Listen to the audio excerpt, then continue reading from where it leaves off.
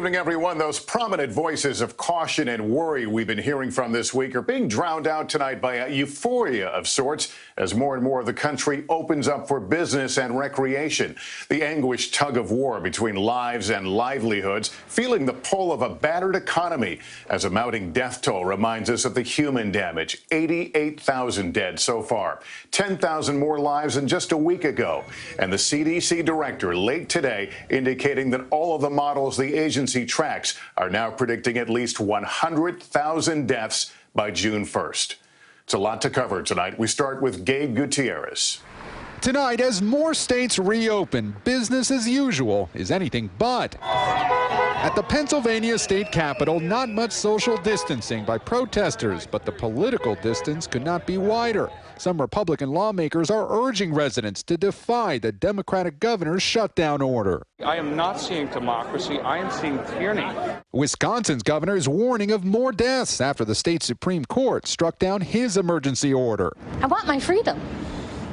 Basically, I don't think I should be under house arrest. Cases are rising sharply in nearby Chicago. Authorities say 12-year-old Ernesto Guzman is the area's youngest known person to die from coronavirus. I just lost my father last week to COVID, and but now it's across the street. This week, more states ease restrictions. Gyms and pools in Arizona, sports and weddings in Oklahoma, salons and bars in Virginia.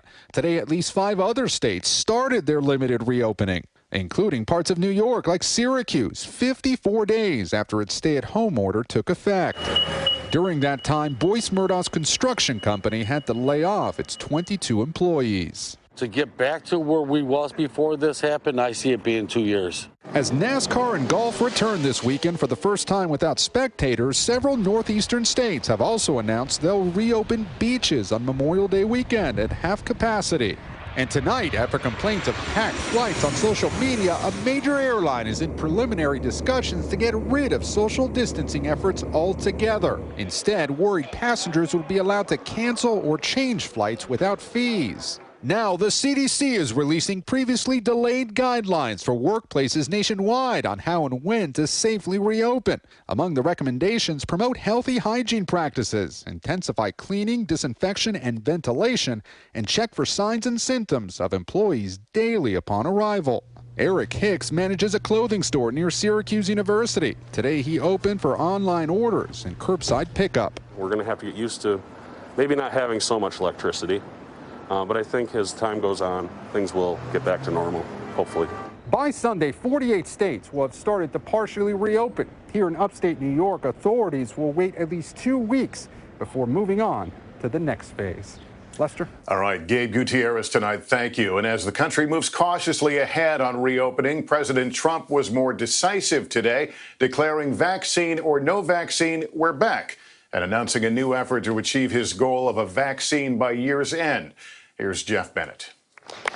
Tonight, the push for a coronavirus vaccine put on the fast track. We'd love to see if we could do it prior to the end of the year. President Trump unveiling a new White House effort he says is aimed at developing and distributing a vaccine for the deadly virus. It's called Operation Warp Speed. That means big and it means fast. Mr. Trump tapping a 4-star Army general and a former pharmaceutical executive to lead the effort. I have very recently seen early data from a clinical trial with a coronavirus vaccine. And these data made me feel even more confident that we will be able to deliver a few 100 million doses of vaccine by the end of 2020. The Trump administration's end-of-year goal outpaces what most experts believe is possible, that it will take 12 to 18 months to develop, test, and produce a vaccine, and that anything less would be a medical miracle. I just want to make something clear. It's very important. Vaccine or no vaccine, we're back. Experts say the U.S. will not be able to fully recover from the pandemic until a vaccine is widely available. The president not wearing a face mask during today's Rose Garden news conference, although Dr. Anthony Fauci and Dr. Deborah Birx did. Why does President Trump choose not to wear a face mask? Does he think it sends the wrong message? That's his choice. You know, he's tested each and every day. But there are new questions tonight about the reliability of the test the White House uses to ensure the president's safety. The FDA issuing an alert Thursday night that the rapid coronavirus test from Abbott Laboratories may give inaccurate results, after a new study found it may miss as many as half of positive cases. If you're testing positive or negative, it can always be double-checked, but it's a very good test. And the president today again insisted the coronavirus could disappear even without a vaccine, something his own top health advisors have dismissed as unrealistic. Lester? All right, Jeff Bennett at the White House, thank you. And among the businesses hardest hit are restaurants. And while more of them reopened today, many people are still worried. And some alarming new research shows just how easily the virus might be able to spread in confined spaces. Here's Miguel Almaguer. Tonight, the cornerstone of small-town America and big city living, the restaurant fighting for its survival. From pizza shops in Colorado, we can't close the doors, it's a family-owned business, to cantinas in Nevada. We're out wearing masks, we're wearing gloves. As more Americans venture out, new measures are being taken to stop a virus some worry will close 1 in 4 restaurants across the country. I pride myself in being able to adapt, but this was a new challenge. The struggle to reopen comes amid a new study showing a loud talker can launch thousands of respiratory droplets so small they can remain suspended in the air for up to 14 minutes. Scientists say in confined spaces, someone who's asymptomatic could quickly spread the coronavirus. In March and April, restaurants took a $52 billion hit. Greg Morris's eatery has been closed 6 weeks. Without the certainty of knowing that the person next to you is not infected, I don't really know how restaurants are really going to be able to come back in full force. With some restaurants beginning to see customers again, Japanese broadcaster NHK simulated what would happen if an infected person coughed in their hands, then proceeded to a buffet. Under UV lights, 10 people who shared a water pitcher and utensils had the simulated germs on their hands and face within minutes. Here in California, to protect customers and employees, restaurants will need to provide disposable menus, suspend the use of shared items like condiment bottles, and provide at least 6 feet of separation. Many restaurants are also being required to reduce seating, eliminating tables as others install partitions between guests. Tonight, a nearly $900 billion industry, hoping there will soon be an appetite for diners to return to their seat at the table. Miguel Almaguer, NBC News, Los Angeles. This is Stephanie Rule. As states open, some streets are closing, and alfresco dining is spilling into them, which means more customers for Tampa's Stone Soup Company. That allows us to have the space necessary to do what's required, which is, distancing. It's an effort to help restaurants' bottom lines and attract customers. My concern is being in an enclosed space. As you eat, you can't have a mask. This really creates a safe environment for people to feel comfortable getting out. Florida began allowing dining rooms to be at 25% capacity last week. Next week, it goes up to 50%, but that still won't cut it for many restaurants that have been closed or limited to carryout, like Ilya Goldberg's. So since COVID, we've been roughly 60 to 70% down. So Tampa is shutting down streets, part of its pilot program to give restaurants and retailers more space. Some of America's biggest cities close streets to car traffic to help with social distancing. And from coast to coast, despite the risks, more are considering going a step further, exploring ways to let businesses use public spaces. So expect to see more streets, sidewalks, even parking lots transform into places for shopping and socially distant dining, like this one in New Jersey. We're willing to do whatever it takes. Joe Lonnie owns Pep and Dolores in Cincinnati, now serving up Italian food in this tent after being closed for 2 months. We went from being one of the busiest, hottest restaurants in town to completely shutting down and laying off our entire staff almost overnight. He's done everything he can to make sure diners feel safe enough to return. I wish I had that crystal ball and I could tell you that, yes, this is going to be the silver bullet, but at the end of the day, we don't know. Business now navigating a new path forward. Stephanie Rule, NBC News.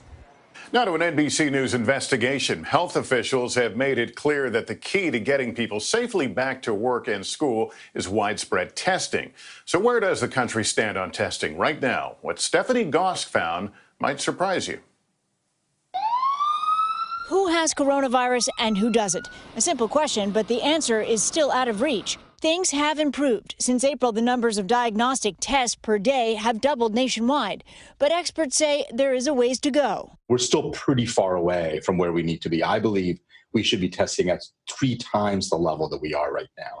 The federal government has offered support, but largely left testing up to the states. So we reached out to all 50 to see where things stand. 2/3 responded, the large majority telling us they are not where they need to be. The reasons may be surprising. Plagued at first by shortages, only 4 states say they are low on testing kits, reagents, or swabs right now, though many said they're worried about maintaining that supply.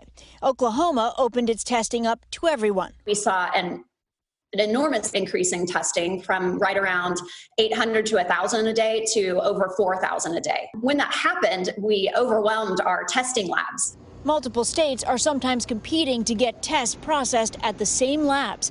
Oklahoma had to scale back temporarily. Is it possible right now in the state of Oklahoma for someone who is asymptomatic to go and get a test today?